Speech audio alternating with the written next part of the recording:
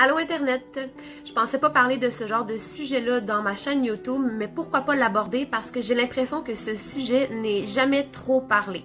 Donc oui, comme vous l'avez constaté dans mon titre, aujourd'hui on va parler de la maltraitance infantile ainsi que le département du soutien aux enfants des États-Unis.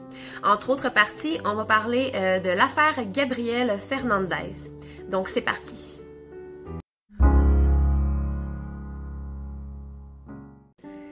Donc, en premier lieu, ma vidéo va comporter plusieurs avertissements pour ceux qui ont le cœur sensible, pour ceux qui ont des enfants de bas âge ou des enfants assez vieux, peu importe. La vidéo va comporter plusieurs images et enregistrements que j'ai pu obtenir.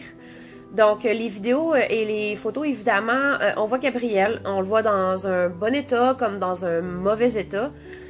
Donc rendu là, moi je vais avoir fait les avertissements, mais si vraiment vous avez le cœur sensible, je vais avertir avant de mettre les vidéos et les photos. Donc si vous voulez pas les regarder, vous avez juste à fermer les yeux et je vais avertir quand la photo et la vidéo vont être terminées. Donc comme ça va vous empêcher de voir les photos et les vidéos si vous voulez pas les voir. Donc, on va commencer à parler de Gabrielle Fernandez. On va dresser son portrait un peu de sa naissance jusqu'à son décès. En fait, c'est juste 8 années.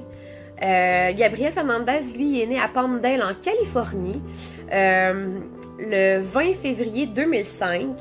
Sa mère s'appelle Pearl Fernandez et son père, il s'appelle Arnold Contreras. Donc, il est né dans une famille assez dysfonctionnelle au départ parce que sa mère, elle a toujours eu des petits problèmes de drogue, d'alcool. C'est le genre de femme qui... je dresserai pas son portrait aujourd'hui, ben pas en ce moment, je vais parler de Gabrielle, mais on voit un peu le genre de maman qu'il y a. C'est le genre de maman qui aime attirer l'attention, qui aime être belle et tout, aux dépens de ses enfants. Donc Gabriel, lui, à sa naissance, il a été abandonné à l'hôpital par sa mère. Donc sa mère, elle a quitté l'hôpital sans sa présence. Donc le petit est resté à l'hôpital. C'est finalement son oncle Michael et son conjoint Michel qui va prendre la garde de Gabriel pendant 4 ans. Donc ils vont l'élever pendant 4 ans. Bon, son oncle est gay. Hein, il est homosexuel. Mais ça change absolument rien pour moi. Mais dans l'histoire, ça change quelque chose et vous allez voir. C'est vraiment odieux. Donc voilà, Michael et Michel, ils vont s'occuper de Gabrielle Fernandez pendant les 4 premières années de sa vie. Il est très très heureux, le petit garçon, il sourit toujours, il pleure presque jamais. Il est vraiment décrit par ces deux hommes-là comme étant un rayon de soleil, un enfant facile à calmer, toujours souriant, en train de jouer.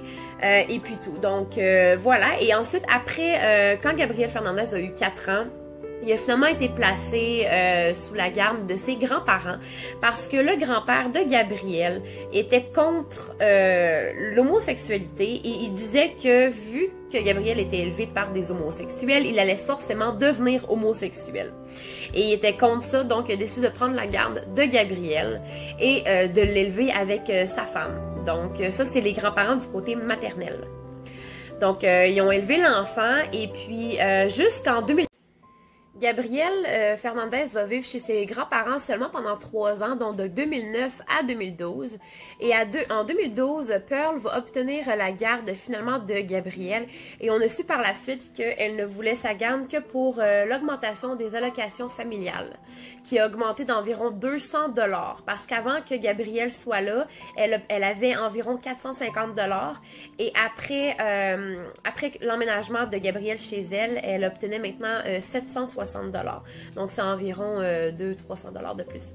Parce qu'on s'entend que Pearl avait eu d'autres enfants, une fille et un garçon, Virginia et Ézéchiel, qui étaient les frères biologiques de Gabrielle.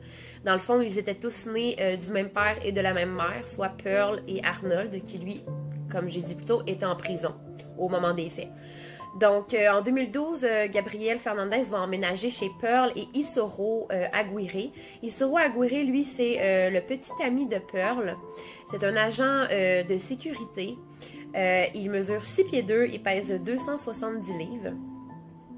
Donc, ça peut paraître banal, mais on s'entend évidemment avec ce qui va arriver. Je pense que c'est très loin d'être anodin comme situation, là. Donc voilà, il va emménager là et il va aller étudier à l'école primaire Summerwind où sa professeure s'appelle Jennifer Garcia. Elle décrit Gabriel comme étant un enfant très intelligent, il était très doué à l'école, il avait de bonnes notes, il a même gagné un prix pour lecture, et quand il a gagné le prix pour la lecture, ses parents étaient pas là pour le féliciter, il était vraiment tout seul. Mais selon ses amis de ce temps-là, ça n'avait pas trop l'air de déranger d'être seul. Lui, il était très fier de lui. Il était vraiment fier d'avoir gagné un prix lecture. Jennifer aussi était très contente, sa professeure. Donc voilà, elle décrit vraiment Gabriel comme souriant, toujours joyeux, qui aime jouer avec ses amis, qui aime aller à l'école tout court. C'est un enfant qui adorait aller à l'école. Il adorait se lever pour aller à l'école. Mais à savoir ce qu'on sait aujourd'hui, je pense que Gabriel aimait aller à l'école parce que ça lui donnait un certain break, une certaine pause de sa famille, de Pearl et d'Isoro. Ça, c'est mon avis à moi, mais je suis pas psychologue, là. Donc, je pense que ça lui donnait une pause d'au moins 8 heures, qu'il pouvait vraiment s'amuser, vraiment essayer de penser à autre chose que le stress de se faire maltraiter chaque fois qu'il rentrait chez eux.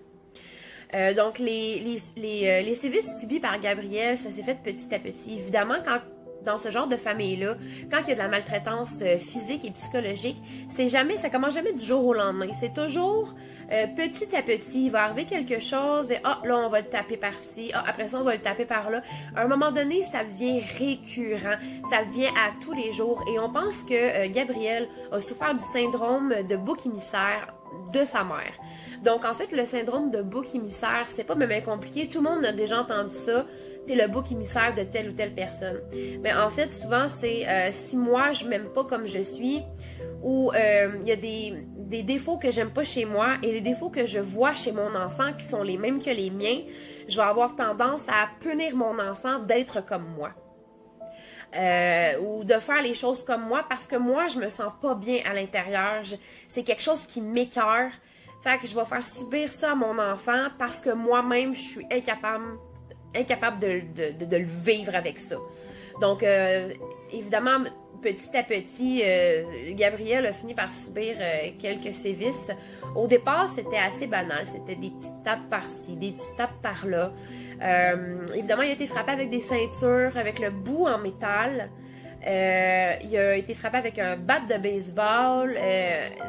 Isoro et sa mère Pearl ont tiré sur lui avec une carabine à billes. Évidemment, il va y avoir des photos que je vais montrer, pas tout de suite, mais je vais montrer des photos un petit peu plus tard, des pièces à conviction. Dans le dossier, il y avait environ 1200 pièces à conviction. Donc ça, c'est autant des traces de sang qu'il y avait dans l'appartement, le corps de Gabriel, tout ce qui a été photographié avant son décès, parce que Jennifer Garcia, sa professeure, elle a fait quelques photographies de Gabriel de 2 semaines à 1 mois avant son décès. Donc, on peut vraiment voir l'évolution des blessures de Gabriel. Donc voilà, ça a été des ceintures, des battes de baseball, la carabine. On a aussi su que Gabriel, presque à toutes les nuits et même plusieurs heures par jour, pouvait être enfermé dans le petit placard qui était situé dans la chambre de sa mère et de son beau-père. Donc je vais montrer une photo du placard, pas de Gabriel, du placard. Donc vous voyez, c'est vraiment tout petit, il n'y a pas beaucoup d'espace. Entre les deux portes, il y avait une petite ouverture où est-ce que Virginia et Ézéchiel pouvaient venir apporter à manger à Gabriel et de l'eau aussi. Parce qu'une des activités préférées d'Isoro et de Pearl était d'assoiffer et de donner faim à Gabriel. Donc vraiment, il donnait pas souvent à manger, il donnait pas souvent de l'eau. Il n'y avait pas accès non plus à la salle de bain. Donc Gabriel devait faire ses besoins dans le placard et ensuite devoir nettoyer. Donc voilà, ça c'est la petite partie ce qu'il subissait à la maison. À l'école, Gabriel, c'est arrivé plusieurs fois que Gabriel aille voir sa professeure Jennifer et lui demande « Est-ce que c'est normal que ma maman me tape? » Jennifer, elle aurait répondu « Oui, il y a des parents qui font ça, une petite tape sur les faufounes, des fois, ça peut arriver. » Là, Gabrielle lui aurait répondu, oui, mais ma maman, elle me fait saigner. Elle me fait saigner souvent et elle me frappe avec le bout en métal de la ceinture. Donc là, Jennifer elle a sursauté, elle s'est dit, ben voyons, ok, devant Gabrielle, elle a pas vraiment réagi. Elle a attendu que Gabrielle quitte la salle de classe et là, elle s'est mise à réfléchir. Elle réfléchissait, est-ce que j'appelle la DPJ? Est-ce que je l'appelle? Finalement, elle s'est dit, je vais l'appeler. Donc, en tout et partout, elle l'a appelé 4 ou 5 fois. Et à un moment donné, Gabrielle est arrivée en classe vraiment fâchée. Il s'en va voir Jennifer, sa professeure, et il lui dit, moi, je veux plus vous parler. Parce qu'à chaque fois que je vous parle, mes parents me frappent encore plus. Donc là, c'est là que Jennifer s'est rendue compte que, ben évidemment, l'assistante sociale, les assistants sociaux allaient chez Gabrielle rendre visite et qu'à chaque fois que les assistants sociaux venaient et partaient, Pearl et Isoro s'acharnaient sur Gabrielle parce qu'ils en avaient parlé. Donc aujourd'hui, en 2020, on sait que dans le dossier Gabrielle Fernandez, il y avait 4 assistants sociaux. Il y avait Stéphanie, la principale, il y avait une autre femme et 2 hommes. J'en parlerai pas tout de suite, on parle de Gabrielle. Donc il y avait quand même beaucoup de gens et on voit que Gabrielle a tenté de parler à plusieurs reprises aux adultes, même à ses amis. Il disait haut et fort, ma mère et mon beau-père me tapent, me font mal, me battent. On dirait que c'était pour essayer de se faire entendre, de se faire écouter, c'est sûr que c'était ça. Et il y avait plus d'une centaine de personnes qui étaient au courant que Gabrielle se faisait maltraiter. Mais personne, il n'est rien arrivé. Il y a eu beaucoup d'appels à la DPJ, ça oui, mais il y a peu de choses qui se sont faites. Donc ça, c'est vraiment pour ça que j'ai voulu parler de ce sujet-là. C'est parce que pour moi, c'est insensé qu'on puisse côtoyer des enfants. À chaque jour, ils ont des nouveaux bleus, ils ont des nouvelles coupures, ils ont des nouvelles éraflures. Et qu'il arrive rien. Moi, vraiment, si j'étais en contact avec un enfant comme Gabrielle, je l'aurais pris puis je l'aurais emmené chez moi, quitte à me faire accuser de kidnapping. Je m'en fous. Je préfère être accusée de kidnapping que de meurtre. Vraiment. Parce que c'est la vie d'un enfant. Désolée, c'est ma laveuse, si vous l'entendez. C'est la vie d'un enfant qui est en jeu. C'est l'avenir d'un enfant qui est en jeu. Je veux dire, c'est l'avenir psychologique et physique de l'enfant. C'est ce qui est de primordial. Donc, pour en revenir à Gabriel, lui, ce qu'il se faisait subir à la maison, il se faisait brûler par des cigarettes, il se faisait taper, il se faisait frapper, il se faisait lancer dans les murs. Vraiment, c'était horrible. À chaque jour de sa vie, il a souffert juste à l'idée de respirer. OK? Donc là, on va parler de l'autopsie qui a été faite sur Gabrielle. Le médecin légiste, il s'appelait James Ribby. Comme j'ai dit plus tôt, l'autopsie aura duré 2 jours, ce qui est très rare chez un enfant, en fait chez une personne. Normalement, ça dure pas 2 jours, mais il y avait tellement de blessures sur le corps de Gabrielle que le médecin il a dû faire des papiers et des papiers de notes. Donc, je vais montrer quelques photos. Évidemment, ce ne sera pas le corps de Gabrielle. Ça va être un dessin fait avec toutes les blessures qui ont été répertoriées sur son corps. Donc, je vous montre la photo. Dans l'autopsie, le médecin légiste a réalisé que le thymus, en fait, le thymus, c'est une glande qui est située dans la gorge, en fait, environ à la hauteur d'où on met le nœud papillon chez l'homme. Donc, vraiment dans la cavité sous-jacente, la gorge. Chez l'humain, elle est épaisse, elle est blanche et elle est souple. Donc, le médecin légiste, je vais l'appeler James a remarqué que le thymus de Gabrielle était atrophié, il était plat, ratatiné et il était presque disparu. Donc, le thymus, en fait, c'est une glande qui est très souple et évidemment on sait que quand les gens sont stressés, le corps va réagir au stress. Donc lui, vu qu'il était stressé, évidemment il a vécu beaucoup d'anxiété face à sa maltraitance. Donc c'est pour ça le thymus a réagi en conséquence du stress que Gabrielle vivait. Donc c'est pour ça qu'il est devenu plat, ratatiné, presque disparu, atrophié. Donc voilà, il y avait beaucoup d'hématomes sur le crâne et évidemment il y a des photos. Je vais vous montrer une photo qui a été prise par Jennifer Garcia. Sur la photo, on voit pas très bien, mais en fait sur le crâne de Gabrielle, il y avait beaucoup de trous. En fait, c'était des comme des nids de poules, là, mais un peu partout sur son crâne. Ces blessures-là ont vraiment été faites à force de se faire donner des coups. À un moment donné, le crâne est fini par s'affaisser. Donc, le crâne de Gabrielle était affaissé. Il y avait beaucoup de trous et on a constaté que ça avait été dû par le bat de baseball que Pearl et Isoro avaient dans leur appartement. Ensuite, ils ont trouvé des petits... dans son estomac, ils ont trouvé... Je sais pas trop comment dire. Ils ont trouvé une matière qui ressemblait comme à du sable. C'était vraiment granuleux, c'était de couleur gris. Donc, les scientifiques ont fait beaucoup de tests pour savoir qu'est-ce que c'était. Parce que dans le fond, chez Gabrielle, il n'y avait pas beaucoup de masse de gras. Évidemment, il pesait 59 livres à l'âge de 8 ans. Et il n'y avait pas de nourriture dans son estomac. Donc là, il y avait juste les matières grises. Donc, ils ont fait beaucoup de tests sur la matière grise et ils ont réalisé que cette matière-là était à 99% semblable à de la litière pour chat. Donc, on a constaté avec effroi et dégoût que non seulement Pearl et Isoro affamaient Gabrielle, mais qu'aussi, comme seule nourriture, Gabrielle pouvait manger de la litière pour chat et en était obligée. Ensuite, ils ont trouvé une bille de carabine à bille dans le poumon de Gabrielle et aussi dans son îne. Les billes se sont logées là. Il y avait aussi beaucoup de marques de strangulation. Il y avait des brûlures un petit peu partout sur le corps de cigarettes. Ses mains étaient enflées. La peau était presque arrachée. Son front aussi, la peau était arrachée, comme si elle avait été éraflée. Ils ont trouvé des marques de ligotage sur ses poignets ainsi que sur ses chevilles. Et on a compris par la suite que ces marques-là étaient dues à lorsque Pearl et Isoro enfermaient Gabriel dans le placard, ils le ligotaient aux poignets et aux chevilles pour pas qu'il puisse bouger. Et ce, pendant plusieurs heures, voire plusieurs jours.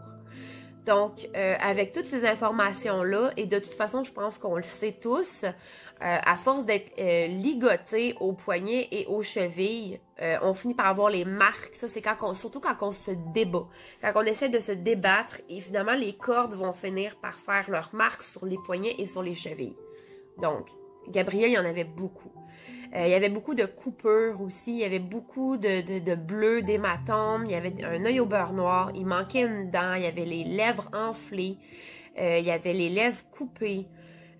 Donc, James Ribby, quand il a fait l'autopsie, il a été sous le choc, il a été abasourdi. Donc, excusez-moi pour le petit délai, j'ai dû brancher mon téléphone, j'avais plus de batterie. Donc on continue. Voilà, donc ça c'est l'autopsie qui a été faite sur Gabrielle, toutes les blessures répertoriées. Je vous ai montré des photos. Évidemment, si vous voulez en vouloir d'autres photos, je vais les mettre sur mon compte Twitter. Donc mon compte Twitter c'est le même nom, c'est Creepy Story KB. Je vais le mettre en barre d'informations, comme ça vous allez pouvoir aller voir les photos si vous désirez. Il va y avoir des photos de Gabrielle bébé, de Gabrielle souriant. Il va aussi avoir des photos de malheureusement son autopsie. Au début, j'étais pas sûre de savoir si je voulais les mettre, mais finalement, je me suis dit pourquoi je cacherais? Évidemment, là, on verra pas son visage, on va juste voir ses mains. Vraiment, je veux quand même être très respectueuse face à ce petit garçon-là qui a subi le calvaire. Mais je veux vraiment que son histoire soit connue, plus connue qu'en ce moment. Parce que même 6 ans après son décès, je trouve qu'on n'en parle pas assez. Et vraiment, là, pour moi, c'est quelque chose qu'il faut que tout le monde soit au courant. Que tu sois en ce moment en Belgique, que tu sois en France, que tu sois au Canada, que tu sois au Québec, que tu sois au Nunavut, à Chibougamau, à Saint-Clinclin-des-Meumeux, là. Il faut vraiment que tout le monde soit au courant de cette histoire-là et de toutes les histoires qu'on a. Et vous, Québécois, si vous m'écoutez, vous savez à quel point le Québec a été frappé par ce qui s'est passé en 2019, la petite fille de Grimby. Ça a été une histoire qui a bouleversé le Québec et je compte bien en parler, évidemment avec l'autorisation de la maman.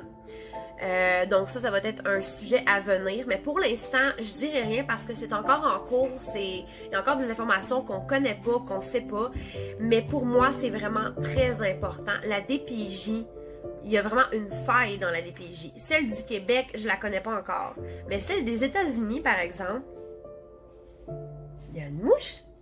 Oh. Mais celle des États-Unis, par exemple, j'ai mis la main là-dessus et ça va être le sujet prochain de ma vidéo. On va parler de Maximus. Donc Maximus, c'est quoi ça? Maximus, qu'est-ce que c'est en fait? Je vais tout vous expliquer dans la prochaine vidéo. Donc pour continuer celle-ci, on va faire le portrait de Pearl Fernandez. Donc ça c'est la maman de Gabrielle Fernandez, celle qui est coupable de son meurtre.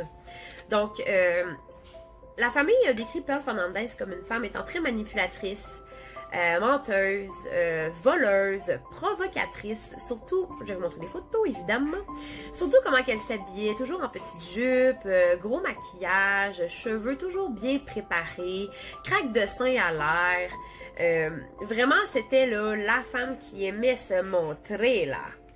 Elle est vraiment décrite comme une personne très très superficielle. Donc, un peu après son arrestation suite au meurtre de son fils, Pearl Fernandez a suivi beaucoup d'examens, autant psychologiques que neurologiques. Et les neurologues ont réalisé que son lobe frontal, il y avait une anomalie au lobe frontal. En fait, son lobe frontal n'est pas fait comme le nôtre. Donc, ce qui fait en sorte qu'elle réagira pas exactement comme nous. Bref, je vais essayer de faire ça très court, là. Le cerveau de l'enfant, il se développe. Et si l'enfant reçoit des coups, reçoit des médicaments inappropriés, des bouffées de potes, s'il prend de la coke, s'il prend de l'alcool, évidemment, ça va faire en sorte que son cerveau ne se développera pas comme il faut. Donc, c'est exactement ce qui est arrivé avec Pearl Fernandez. Étant plus jeune, elle a été battue, maltraitée par ses parents. Elle a reçu beaucoup de coups sur la tête. Et évidemment, ça, on le voit dans plusieurs meurtriers en série qui ont eu des accidents ou qui ont reçu des coups et que soudainement, ça a changé leur perception de la vie ainsi que leur comportement et leur caractère. Mais ça, on en reviendra dans d'autres vidéos de meurtriers en série que je vais parler. Donc, pour revenir à Pearl Fernandez, elle a été diagnostiquée trouble de la personnalité limite. Ça, c'est un trouble, en fait, c'est pas une maladie, c'est un trait de personnalité. Le matin, tu peux aller bien et l'après-midi, pas du tout. Tu pleures, tu es en colère et t'as toujours c'est comme des montagnes russes, les émotions. C'est toujours comme ça. Donc, évidemment, quand tu es TPL, il faut que tu te soignes. Et elle ne se soignait pas.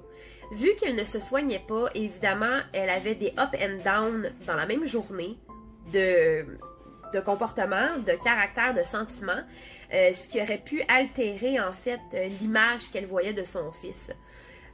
Étant plus jeune, évidemment, Pearl Fernandez, elle a été victime d'agressions sexuelles par son père ainsi que par son oncle et plusieurs de ses amis. Pendant 2 jours, elle a eu comme un viol collectif par son oncle et plusieurs de ses amis à lui. Ce qui a évidemment troublé la jeune fille. Ça, c'est quelque chose que j'aimerais parler aussi dans une autre vidéo. Les agressions sexuelles, quelles répercussions ça a sur la personne, autant sur son comportement social, sur son comportement amoureux, ainsi que sur le physique de la personne. Parce que oui, une agression sexuelle, ça peut avoir des répercussions sur, évidemment, le sexe. Donc ça, je vais en parler dans une autre vidéo. Ça aussi, donc.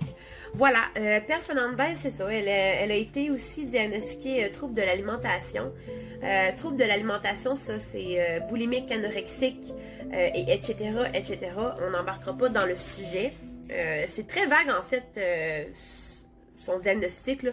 Trouble de l'alimentation, c'est quoi? Est-ce que c'est anorexique? Est-ce que c'était boulimique? On ne sait pas trop. Mais on sait qu'elle avait ce trouble-là. Donc, la jeune femme avait beaucoup de troubles. Elle souffrait de beaucoup de choses qui finissaient toujours par la rattraper au fil des années. Il y a vraiment beaucoup de mouches chez moi, j'en reviens pas. Je comprends pas. Pourtant, c'est propre. Bref, c'est troublant. Donc, c'est ça. En fait, vu qu'elle avait une anomalie du lobe frontal, ça l'a pu altérer sa maturité. Et on sait que Pearl Fernandez, elle a lâché l'école très tôt et elle a commencé à prendre de la drogue à l'âge de 9 ans. Donc, petit cours 101 de drogue pour ceux qui sont pas au courant ou ceux qui veulent pas être au courant. La drogue, plus tu prends ça jeune, plus évidemment ça va avoir de lourdes répercussions sur ton cerveau à l'âge adulte. Donc, de 0 à 18 ans, le cerveau se développe. Il y en a beaucoup qui pensent que le cerveau cesse de se développer lorsque l'adolescence s'entame. Non, c'est pas vrai. Le cerveau va continuer de se développer jusqu'à atteindre l'âge adulte. Donc, autour de 18-21 ans. Donc, si tu commences à prendre la drogue tôt dans ta jeunesse, comme Pearl Fernandez, exact, à 9 ans, bon, tu commences à prendre la drogue à 9 ans, au moment où ton cerveau se développe, tu vas shooter ton cerveau de mauvaises choses au moment où est-ce qu'il grossit. Donc là, au lieu de donner des bonnes choses à ton cerveau, tu lui donnes des choses mauvaises. Et on sait que la drogue, ça peut rendre paranoïaque, ça peut donner des hallucinations, ça peut donner beaucoup de troubles. Et elle a commencé à prendre de la drogue à l'âge de 9 ans. Ce qui est très tôt. En fait, j'ai jamais vu ça, là. 9 ans, là. Moi, il me semble à 9 ans, je joue encore aux poupées, là. C'était pas dans ma vie de prendre de la drogue. Bon, bref, je savais même pas que ça existait. En tout cas, donc, voilà. Pearl Fernandez, c'est pas mal ça, son portrait. Je serais pas évasive, là, sur elle, là. J'ai pas vraiment envie de parler d'elle plus que ça. Moi, c'était plus de parler de Gabriel, la victime, ce beau petit garçon-là qui a fait saigner mon cœur. Donc, voilà. Là, maintenant, on va parler d'Isoro Aguirre. Donc, parlons maintenant d'Isoro Aguirre, qui lui était un homme de 32 ans au moment des faits. Donc, c'est ça. Il mesure 6 pieds 2, pèse 270 livres. C'est un agent de sécurité. Auparavant, c'était un préposé aux bénéficiaires qui, lui, a été décrit comme un homme étant très gentil, très serviable, un homme vraiment de bonne foi, qui aime s'occuper des autres, qui a toujours le sourire au visage. Ça, évidemment, c'était avant qu'il rencontre Pearl Fernandez. Donc là, avec... Et écoutez, sa petite biographie, elle a été très rapide, hein, vraiment. Tu vois que je ne veux pas m'attarder à ça. Donc là, moi, la question qui me vient à l'esprit, c'est si Isoro a été décrit comme un homme étant très gentil, serviable, aimant, souriant, comment a-t-il pu torturer un enfant à mort? Là, évidemment, vous venez de comprendre que Pearl Fernandez, elle a vraiment pas des bons commentaires. Et Isoro, oui. Donc, on se demande, on est dans le droit de se demander si Isoro aurait pas été manipulé par Pearl pour faire subir ce genre de calvaire-là à son fils, pour peut-être s'en laver plus les mains que lui. Donc voilà, ça c'est vraiment pas mal le portrait de ces trois personnages-là. Évidemment, pour ce qui est de Virginia et Ézéchiel, la sœur et le frère de Gabriel, on n'a pas de photos parce qu'évidemment, au moment des faits, et encore aujourd'hui, ils sont mineurs. Donc on peut pas montrer de photos d'eux, leur identité est vraiment cachée. Évidemment, bon, il y a Arnold Contreras qui lui, je vais vous montrer une photo. Ça, c'est le papa de Gabriel qui lui est en prison. Donc un peu avant le début des procès, Arnold il a été libéré de prison et il a fait appel au procureur de la défense. Donc pour participer au procès évidemment d'Isoro et de Pearl. C'est pas mal tout ce qu'on a comme information. Puis je dois avouer que j'ai pas vraiment cherché non plus. C'est pas vraiment, je vais pas vraiment parler plus que ça de leur portrait. Moi, vraiment, ce qui m'intéresse dans ce dossier-là, c'est vraiment le rôle que la DPJ a joué, le rôle des travailleurs sociaux, et qu'est-ce que Maximus vient faire là-dedans, et qu'est-ce que c'est que Maximus. Donc, dans la prochaine vidéo, je vais parler de Maximus et de la DPJ, leur rôle, et les contrats qui sont liés aux deux. Donc voilà, c'était la vidéo, la première vidéo, la première épisode de l'affaire Gabriel Fernandez pour Gabriel Fernandez. Donc, si vous voulez partager cette vidéo-là, partagez les photos le plus possible. Et évidemment, j'aimerais qu'on connaisse ce petit garçon-là puis qu'on l'oublie pas. Parce qu'il a existé, il a vécu, malheureusement, il a vécu et il est mort dans d'affreuses circonstances. Et tout mon respect va à la famille, évidemment aux sœurs, aux frères et aux parents, ceux qui sont innocents, en parenthèse, dans cette histoire. Évidemment, mes pensées vont à Gabriel. J'espère que de là-haut, il m'écoute et il sait, j'espère aussi qu'il est heureux de voir que je parle de lui. Vraiment, je pense que ça en vaut la peine. Chaque enfant mérite qu'on parle de lui. Chaque enfant mérite qu'on se souvienne de lui. Donc, à dans une semaine pour la prochaine vidéo. Bisous!